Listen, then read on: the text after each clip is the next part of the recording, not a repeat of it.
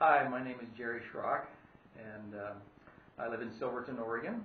I work in Salem. I'm a operations manager for a medical imaging center, have been for many years, and I'm 64 years old and living for Jesus.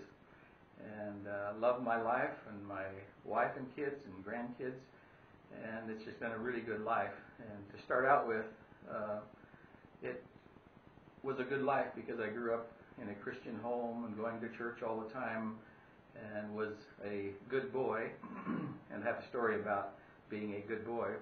When I was probably 7 or 8, I was waiting for the bus and it was behind somebody's house, and I was jumping and grabbing this lady's clothesline, just how kids do, and I broke her clothesline. And nothing wrong with this wonderful lady, but she came out and said, "You know, good Christian boys don't do that kind of thing."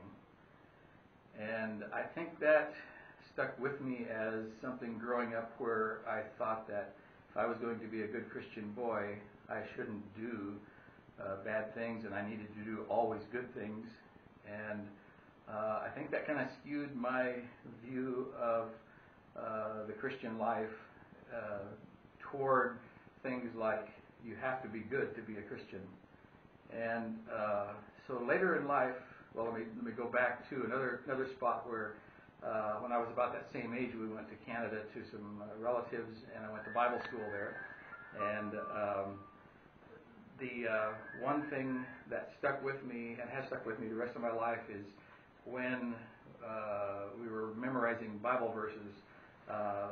2 Corinthians 5:17 was one of the verses that we memorized, and that says, "If any man be in Christ, he is a new creature.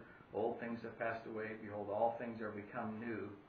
And that, even as a kid, stuck with me that if I am in Christ, I have this miraculous thing of having a new life within me was a realization. And so from 7 to 64, that's been sort of my theme, that if I'm in Christ, no matter what I do, doesn't give me a license to go out and do whatever I want, but it has somehow impacted me saying that Jesus is all I need, that my relationship, Christ living in me, the hope of glory, is the real deal.